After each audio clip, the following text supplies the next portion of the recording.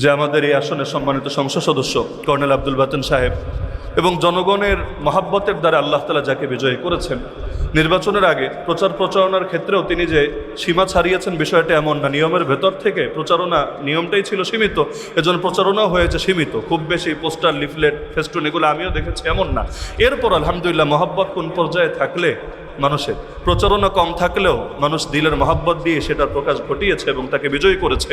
আমরা তাকে অভিনন্দন জানাই এবং দায়িত্ব আল্লাহর পক্ষ থেকে আমানত। যারা দিনদার মানুষ তারা এটাকে নেতৃত্ব মনে করে না, দায়িত্ব মনে করে। দায়িত্ব আল্লাহর পক্ষ থেকে আমানত। এবং কেউ যখন এই দায়িত্বপ্রাপ্ত হয়, সে যদি সৎপথে থাকে আল্লাহ তাকে সাহায্য করেন এবং এটা আল্লাহ তাআলা নিজেই বলেন, ওয়াকানা হাক্কান আলাইনা নাসরুল মুমিনিন, প্রকৃত মুমিনদেরকে সাহায্য করা আমার হক। তা আমরা আশাবাদী ইনশাআল্লাহ আগামী যে 5 বছর তিনি পাবেন, এই 5 বছরের ভেতরে পুরো এলাকাকে এমন একটা পর্যায়ে নিয়ে যাবেন যে তিনি দুনিয়া থেকে চলে গেলেও ইনশাআল্লাহ মানুষ স্মরণ করবেন আমাদের একজন কর্নেল সাহেব ছিল। এবং আমরা আশাবাদী এটা তিনি পারবেন ইনশাআল্লাহ।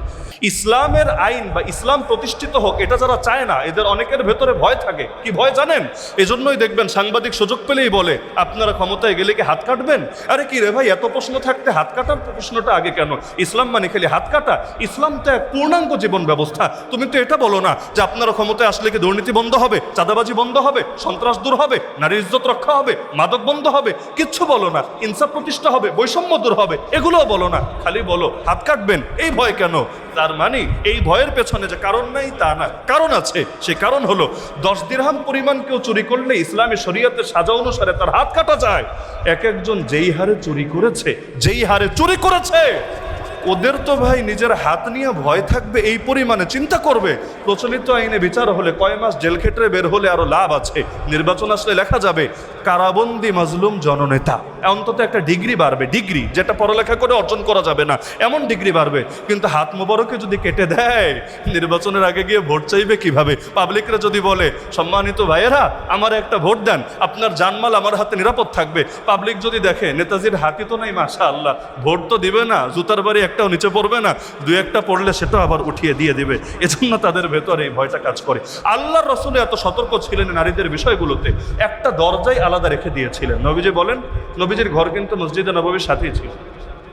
রিয়াজুল জান্নায় যাদের যাওয়ার সুযোগ হয়েছে, আল্লাহ তাআলা হয়তো দেখার তৌফিক দিয়েছেন, ওই মসজিদের সাথে ঘর, ছোট ঘর, একদম চিপা ঘর। কিন্তু আল্লাহ রাসূল সাল্লাল্লাহু আলাইহি ওয়াসাল্লাম এরপরও বলেছিলেন সাহাবীদের অনুমতি নিয়ে, লাউ তারাকনা হাযাল বাবা লিন-নিসা, ঘরের এই দরজাটা যদি নারীদের জন্য আলাদা রেখে দিতে পারতাম। সাহাবীরা বুঝে ফেললেন নবী কি বোঝাতে চাচ্ছেন। ওই ঘর দিয়ে নবীর আত্মীয় সাহাবীরাও কোনোদিন ঢোকেননি। এমনকি আব্দুল্লাহ বিন ওমর, যার বোন নবীর স্ত্রী, তিনিও বলেন ওই দরজা দিয়ে কোনোদিন প্রবেশ করি নাই, নারীদের জন্যই খাস ছিল, নারীরাই আলাদা করে সেখানে চলতো। অথচ এই পরিমাণ সতর্কতার কি দরকার ছিল? যেখানে পর্দার বিধান আছে, যেখানে অশ্লীলতা নিষিদ্ধ করা হয়েছে, যেখানে নারীদের দিকে চোখ দেওয়া নিষেধ, কত কিছু নিষেধ, এরপরও বললেন। এমনকি চিন্তা করেন, আল্লাহর রাসূল 63 বছরের জীবন কাটিয়েছেন, হাদিসে আছে তার হাত কোনোদিন কোনো নারীর হাত স্পর্শ করেনি। হাত, জাস্ট হাত। এমনকি বহুত নারী বায়াতও দিয়েছে নবীকে, কিন্তু হাত স্পর্শ করে না। পুরুষের বায়াতের ক্ষেত্রে হাত স্পর্শ করতেন, নারীর ক্ষেত্রে এটাও করতেন না। এভাবে গোটা জীবন কাটিয়ে দিয়েছেন। এমনকি আল্লাহর রাসূলের এই সাহাবী যারা উম্মতের শ্রেষ্ঠ প্রজন্ম, আল্লাহ তাদেরকে বলে দিয়েছেন এই নবীর স্ত্রী, এদের কাছেও কিছু চাইতে হলে পর্দার আড়াল থেকে চাইবা। কোরআনের আয়াত, ইযা সাআলতুমুহুন্না মাতাআন ফাসআলুহুন্না মিন ওয়ারাই হিজাব। এতে কি হবে? তোমাদের দিলও পবিত্র থাকবে, তাদের দিলও পবিত্র থাকবে। যালিকুম আতহারু লিকুলুবিকুম ওয়া কুলুবিহিম। এজন্য নবীজি স্পষ্ট বলেছেন, চোখ যদি ভুলেও কখনো পড়ে যায়, নজর একটাই যাতে থাকে, দ্বিতীয়টা যাতে না হয়। কেন? প্রথম নজরটা যেহেতু ভুলে পড়েছে এজন্য এটা মাফ হবে, দ্বিতীয়টা যেহেতু ইচ্ছাকৃত এজন্য এ ব্যাপারে সতর্কতা অবলম্বন যেহেতু করো নাই, আল্লাহ তাআলা তোমার আমলনামায় পাপ লিপিবদ্ধ করবে। ইসলামী জিনাকে না খালি, এজন্য কোরআন যদি পড়েন দেখবেন বহুত পাপের ব্যাপারে বলেছে, চুরি কইরো না, মদ খায়ও না, এই কইরো না, সেই কইরো না। জিনার ব্যাপারে বলেন নাই জিনা কইরো না, আল্লাহ বলেছেন জিনার ধারে কাছেও যায় না। এক কথা না, জিনা করো না এটা বলেননি, বলেছেন লা তাকরাবু জিনা, জিনার ধারে কাছেও যেও না। তার মানে ধারে কাছে যাওয়া বলতে যা বোঝায় কথা বলা, চোখ দিয়ে দেখা, আরও যা কিছু করা, ইসলাম এগুলোকে হারাম করেছে। এমনকি ফতোয়ার কিতাব পড়লে পাবেন, কেউ যদি কোনো পশুর সাথে যৌন চাহিদা পূরণ করে, নাউযুবিল্লাহ, এরকম নিকৃষ্ট রুচিরও কিছু লোক থাকে সমাজে। কেউ যদি কোনো পশু, কোনো ছাগল, কোনো গরুর সাথেও যদি নিজের চাহিদা পূরণ করে, তাহলে বিচারক ওই লোকরে, ওই পাপীরে তো বিচার করবেই, কিন্তু যেই পশুর সাথে করেছে সেটাকেও জবাই করে ফেলা হয়। বলবেন কেন, ওই পশুর পাপ কি? পশুর পাপ নাই, পশুর কোনো পাপ নেই, কিন্তু জবাইয়ের কথাটা এজন্য এসেছে যতদিন সেটা জীবিত থাকবে সমাজের মধ্যে আলোচনাটা জারি থাকবে। ওইটা দেখলেই মানুষ বলবে চিনছসনি ছাগলটা, এটা কিন্তু ওইটা। এই যে পাপের আলোচনাটা সমাজে জারি থাকবে, ইসলাম চাই পথটাই বন্ধ হয়ে যাক। তো যদিও তার পাপ নাই, জবাই করে মানুষ গোশত খেয়ে ফেলুক, এটা নাই হয়ে যাক দুনিয়া থেকে, কিন্তু ওই আলোচনাটা জিন্দা থাকুক সমাজে। ইসলাম এটাও চায় না, এই পথ ইসলাম বন্ধ করে দিয়েছে। তো সুতরাং নারীদের ব্যাপার ইসলাম কতটা সতর্ক, আশা করি মৌলিক কিছু ধারণা চলে এসেছে। একজন পুরুষের জন্য তার ঈমানের ক্ষেত্রে সবচাইতে ক্ষতিকর ফিতনা নিয়ে কোরআন মাজিদে সূরা নাজিআত আয়াত নম্বর 40 এবং 41 আল্লাহ রাব্বুল আলামিন বলেন, ওয়া আম্মা মান খাফা মাকাম রাব্বিহি ওয়া নাহা আন-নাফসা আনিল হাওয়া ফাইন্নাল জান্নাতা হিয়াল মাওয়া। যেই ব্যক্তি রবের সামনে দণ্ডায়মান হওয়াকে ভয় করে, একদিন তাকে তার রবের সামনে দাঁড়াতে হবে, এই ভয় যার ভেতরে থাকে এবং এই ভয়ের কারণে যে নিজেকে পাপ থেকে, নফসের অনুসরণ থেকে, খেয়াল খুশির আনুগত্য করা থেকে বিরত রাখে, আল্লাহ বলেন জান্নাতি হবে তার একমাত্র ঠিকানা। তাহলে জান্নাত কাদের ঠিকানা হবে? আল্লাহ বোঝানোর জন্য দুইটা গুণ, দুইটা বৈশিষ্ট্যের কথা বললেন। এক নম্বর গুণের কথাই বললেন, ভেতরে তাকওয়া আছে, রবের সামনে একদিন দাঁড়াতে হবে এই ভয়টা আছে। এমনকি অনেক মুফাসসিরের মতে কোরআনের সর্বশেষ আয়াত ছিল এটা, ওয়াত্তাকু ইয়াওমান তুরজাউনা ফীহি ইলাল্লাহ, তোমরা ভয় করো সেদিনকে যেদিন তোমাদেরকে ফিরিয়ে নেওয়া হবে রবের সামনে। এজন্য কারো মৃত্যু সংবাদ শুনলেও আমরা এটা স্মরণ করি, ইন্না লিল্লাহি ওয়া ইন্না ইলাইহি রাজিউন। জীবন তো আল্লাহরই জন্য, আর ফিরে তো তার কাছেই যাব। সে গেল আগে, আমি যাব পরে, কিন্তু ফিরে তো আল্লাহর কাছেই যাব। তো যেই ব্যক্তি আল্লাহর সামনে যাওয়াকে, আল্লাহর সামনে দাঁড়ানোকে ভয় করে, এমনকি যে কেয়ামতকে যে কেয়ামত বলি কেন, কেয়াম শব্দের অর্থ কিন্তু দাঁড়ানো। ওই যে মিলাদ কিয়াম শব্দ শুনেছেন। আবার নামাজের মধ্যে একটা ফরজ বিধান হলো কিয়াম, দাঁড়াতে হয়। যে ব্যক্তি সক্ষম তাকে দাঁড়িয়ে নামাজ পড়তে হয়। কিয়াম মানে দাঁড়ানো। তাহলে কেয়ামতকে কেয়ামত কেন বলে? কারণ ইয়াউমা ইয়াকুমুন নাসু লিরাব্বিল আলামিন, সেদিন সকলে কিয়াম করবে, সকলে দাঁড়াবে, দণ্ডায়মান হবে মহান রব্বুল আলামিনের সামনে। তা আল্লাহ বলেন যেই ব্যক্তি রবের সামনে দাঁড়ানোকে ভয় করে, এবং এই ভয়ের কারণে, অন্য কোনো কারণে না, লোকে জেনে যাবে, সিসি ক্যামেরা আছে সেখানে ধরা পড়বে, বাবা মার সামনে লজ্জিত হতে হবে, এগুলো না, বরং রবের সামনে দাঁড়াতে হবে এই চিন্তা করে যে নিজেকে নফসের অনুসরণ থেকে বিরত রাখে, আল্লাহ বলেন জান্নাত তার ঠিকানা হবেই হবে ইনশাআল্লাহ। আল্লাহ রাসূল সাল্লাল্লাহু আলাইহি সাল্লামের বিশুদ্ধ হাদিস আছে, যেটা সহিহ বুখারীতে এবং সহিহ মুসলিম উভয় কিতাবে বর্ণিত। সহিহ বুখারীর হাদিস নম্বর 5096, সহিহ মুসলিম হাদিস নম্বর 2740। আবু সাঈদ খুদরি রাদিয়াল্লাহু আনহু থেকে বর্ণিত, আল্লাহ রাসূল সাল্লাল্লাহু আলাইহি সাল্লাম বলেন, মা তারাকতু বা'দি ফিতনাতান আদাররা আলা রিজালি মিনান নিসা, আমি আমার পরে পুরুষ জাতির জন্য নারীদের চাইতে অধিক ক্ষতিকর কোনো ফিতনা রেখে যাইনি। ফিতনা মানেই খারাপ, বিষয়টা এমন না। ফিতনা মানে পরীক্ষা। আল্লাহ কোরআনে সন্তানকেও ফিতনা বলেছেন, এর মানে সন্তান খারাপ, এগুলোকে নিয়ে এতিমখানায় দিয়ে আসতে হবে, অর্থ এটা না। আল্লাহ সম্পদকেও ফিতনা বলেছেন, সম্পদ মানেই খারাপ, এগুলো সব রাস্তাঘাটে ফেলে রেখে আসতে হবে, অর্থ এটা না। আল্লাহ তাআলা পুরুষের জন্য নারী জাতিকে ফিতনা বলেছেন, এর মানে নারী খারাপ, অর্থ কিন্তু এটা না। অনেকে অর্থ না বোঝার কারণে খেপে যায়, হায় হায় আল্লাহ কি বলল, সব নারীরে খারাপ বলে দিল। আল্লাহ তো বললেন পুরুষের জন্য নারীর চাইতে পর নারীও বলেন নাই। শব্দ খেয়াল করেন, নবীর পর নারী কিন্তু বলেন নাই, মানে যাদের সাথে হারাম রিলেশন হয় শুধু তাদের কথা বলেন নাই। আল্লাহ বলেছেন নারী জাতির চাইতে বড় ফিতনা, বড় ক্ষতিকর ফিতনা পুরুষের জন্য রেখে যাই নাই। সেই ফিতনা কিন্তু আপনার স্ত্রীও হতে পারে। আপনার স্ত্রী যদি আপনাকে হারামে প্ররোচিত করে, স্ত্রীর মন রক্ষার জন্য যদি সুদ খাওয়া লাগে, ঘুষ খাওয়া লাগে, দুর্নীতিতে জড়ানো লাগে, এই স্ত্রীও তো ফিতনা আপনার জন্য। ফিতনা মানে শুধু হারাম রিলেশন না, যেই মানুষটা আপনাকে আপনার রব পর্যন্ত পৌঁছার ক্ষেত্রে, তার সন্তুষ্টি অর্জনের ক্ষেত্রে বাধা সৃষ্টি করে, সেই তো আপনার ঈমানের জন্য একটা পরীক্ষা হয়েছে। এমনকি কখনো মানুষ এই ফ্যামিলির দিকে তাকিয়ে হক কথা বলা পর্যন্ত ছেড়ে দেয়, চিন্তা করে হক কথা বললে জেলে যাওয়া লাগতে পারে, হক কথা বললে শত্রু বাড়তে পারে, হক কথা বললে বিভিন্ন রিস্ক আছে, হক কথা বললে আয়না ঘরেও ঢোকা লাগতে পারে, হক কথা বললে বুকের মধ্যে গুলিও আসতে পারে, আমার বউয়ের কি হবে, আমার বাচ্চাদের কি হবে, কে তাদের দেখবে, কে তাদের ভরণ পোষণ দেবে, এগুলো চিন্তা করে কেউ যদি হক বলা থেকে বিরত থাকে, আল্লাহর পথে জানমাল দিয়ে জিহাদ করা থেকে বিরত থাকে, এই বউতরে বাঁচাবে আল্লাহর আযাব থেকে? সম্ভবই না। এমনকি কিছু কিছু সাহাবীর এমন হয়েছিল, নবী হিজরত করে চলে গেছেন মদিনায়, সাহাবীরা হিজরত করে চলে গেছেন মদিনায়, হাতে গোনা কয়েকজন যেতে পারেন নাই, এই ফ্যামিলিদের দিকে তাকিয়ে পরবর্তীতে গিয়ে দেখেন আরে এতদিনে বাকিরা যারা আগে এসেছে অনেক ইসলাম শিখে ফেলেছে, আমলে অনেক এগিয়ে গিয়েছে।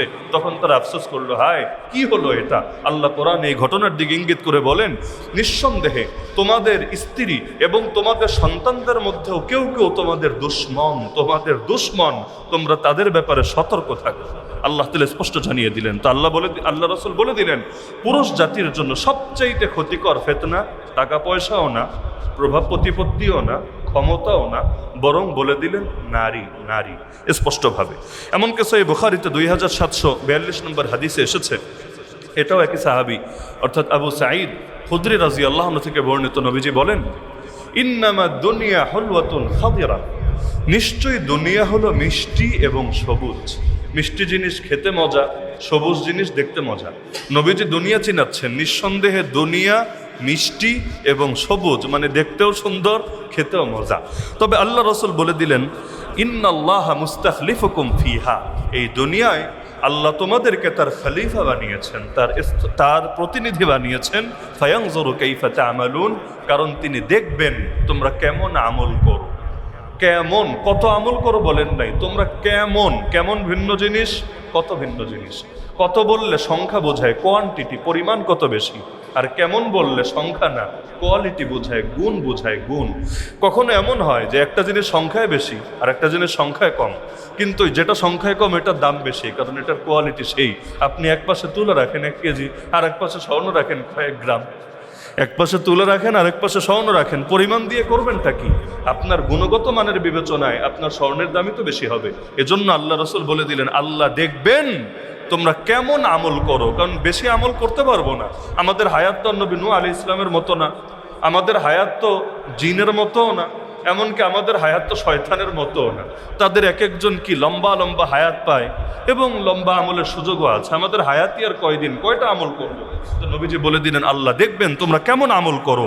ফাত্তাকুদ দুনিয়া, সুতরাং দুনিয়াকে ভয় করে চলো, কারণ যেটা পরীক্ষা করার জন্য দেওয়া হয়েছে এটা নিয়ে এত বেশি আমোদ ফুর্তিতে মাতার দরকার নেই। দুনিয়াকে ভয় করো, ভয়। ওয়াত্তাকুন নিসা, আর বিশেষভাবে নারী জাতিকে ভয় করো। নবী শব্দ দেখেন, দুনিয়াকেও ভয় করো, নারী জাতিকেও ভয় করো। কেন? ফাইন্না আউওয়ালা ফিতনাতি বানি ইসরাঈল কানাত ফিন নিসা, বনি ইসরাঈলের প্রথম ফিতনা শুরুই হয়েছিল নারীকে কেন্দ্র করে। কিভাবে? এটা আমাদের আলোচনার শেষের দিকে আসবে ইনশাআল্লাহ, যে বনি ইসরাঈলের ফিতনার সূচনাই হয়েছিল নারীকে কেন্দ্র করে। এমনকি ক্রুসেডের ইতিহাস যদি কেউ পড়েন, খ্রিস্টানদের সাথে মুসলমানদের যে যুদ্ধগুলো হয়েছিল, ক্রুসেডের ইতিহাস বা সব বাদ দেন, সুলতান সালাহুদ্দিন আইয়ুবীর ইতিহাস যদি কেউ পড়েন, দেখবেন এই নারীকে কাজে লাগিয়ে এই ফাঁদ পেতে কিভাবে মুসলমানদেরকে এবং যুদ্ধের মাঠে কি পরিমাণ ক্ষতির চেষ্টা তারা করেছিল, এখনো করছে।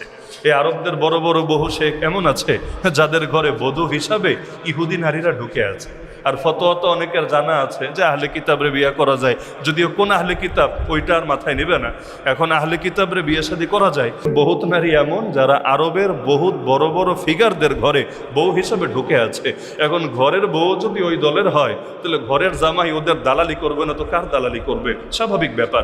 এই সম্রাট আকবর যে একটা ধর্ম বানিয়েছিল দ্বীন এলাহি, আপনি ধর্মটা নিয়ে ঘাটাঘাটি করলে দেখবেন দ্বীন এলাহি মূলত তেমন নতুন কিছু না। 1 চামচ ইসলাম, 2 চামচ হিন্দু ধর্ম, ব্যাস মিশিয়ে একটা শরবত বানিয়েছে। 1 চামচ ইসলাম, 2 চামচ হিন্দু ধর্ম। আপনি বলবেন তাহলে হিন্দু ধর্ম বেশি ঢুকালো কেন, ইসলাম কম রাখলো কেন? 2 চামচ মানে বেশি না, হিন্দু ধর্ম থেকে বেশি নিল কেন? ইতিহাস ঘাটলে দেখবেন আকবরের এক বউ ছিল হিন্দু। এখন বউ যেহেতু হিন্দু ছিল, এখন বউরে তো খুশি করা লাগে, শ্বশুর বাড়ির মানুষের প্রভাবও তো উপরে এসে পড়ে, ব্যাস এখন যে ধর্ম বানিয়েছে ওই ধর্মের মধ্যে প্রভাব পড়েছে, স্বাভাবিক ব্যাপার। তাহলে এজন্য নারী জাতিকে ভয় করতে বললেন, কারণ বনি ইসরাঈলের ফিতনা শুরু হয়েছিল এই নারীকে কেন্দ্র করে। সহিহ বুখারী এবং মুসলিমের মধ্যে সাহাবী আবু হুরায়রা রাদিয়াল্লাহু আনহু থেকে একটা হাদিস বর্ণিত আছে, যেটা কম বেশি সকলেই জানেন। 1423 নম্বর হাদিস, বুখারীর আর মুসলিমের 1031 নম্বর হাদিস। জীবনে আশা করি অনেকবার শুনেছেন যে 7 শ্রেণীর মানুষকে আমার আল্লাহ হাসরের ময়দানে তার আরশের নিচে বিশেষভাবে জায়গা দেবেন। মোট 7 শ্রেণী এটা বলিনি, 7 শ্রেণীকে বিশেষভাবে জায়গা দেবেন, মানে এর বাইরে কোনো শ্রেণীর জায়গা হবে না, বিষয়টা এরকম না। কারণ এই 7-এর মধ্যে শহীদের নামও তো নাই। বলে দেখেন, 7-এর মধ্যে শহীদের নামও নাই, তো আপনি কি ফতোয়া দিবেন শহীদ আরশের ছায়া জায়গা পাবে না? অনেকে বাক্য বোঝে না। এই 7 শ্রেণীর কথা এই হাদিসে বিশেষভাবে বলা হয়েছে, এর মানে এটা না বাকিদেরকে অস্বীকার করা হয়েছে। কোনো একটা জায়গায় একটা জিনিস নিয়ে বিশেষ আলোচনা হতেই পারে, এর মানে এটা না যে বাকিগুলোকে অস্বীকার করা এখানে উদ্দেশ্য হয়েছে। তাহলে 7 শ্রেণীর মানুষকে বিশেষভাবে আল্লাহ রাব্বুল আলামিন তার ছায়ায় জায়গা দেবেন, যেদিন তার ছায়া ছাড়া আর কোনো ছায়া থাকবে না। সহিহ বুখারী এবং মুসলিমের হাদিস। আলহামদুলিল্লাহ, আমাদের এই আসনের সম্মানিত সংসদ সদস্য কর্নেল আব্দুল বাতেন সাহেব তিনি এসে উপস্থিত হয়েছেন। আমরা তাকে অভিনন্দন এবং কৃতজ্ঞতা জানাচ্ছি। ভালো